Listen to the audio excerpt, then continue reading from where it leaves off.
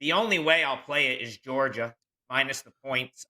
When the line came out, my instant thought was that the books are going to kind of take a position here, the odds makers, if you will.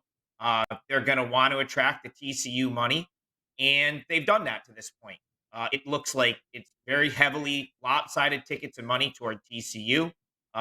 There's bookmakers I know that have said TCU is a very square dog, and they want the money on TCU.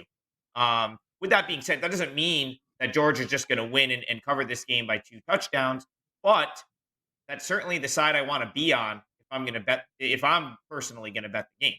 Um, it feels a little like last year to me, where we had kind of a similar situation with Alabama in the title game. A lot of the money was on Alabama, and Georgia went out and won that game 33-18.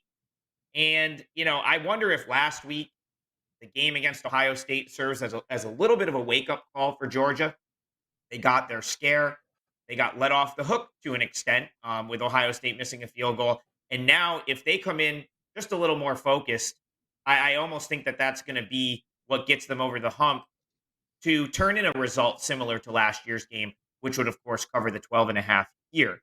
Um, Georgia's defense has struggled the last couple weeks, but if they come out ready to play defensively, I don't know that TCU, you know, ends up having the good fortune of a couple pick sixes to keep them in this game like it did against Michigan. So for me, everything points to Georgia here. I think they're the superior team.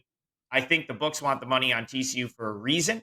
And so for that reason, guys, I'm looking at Georgia minus the point.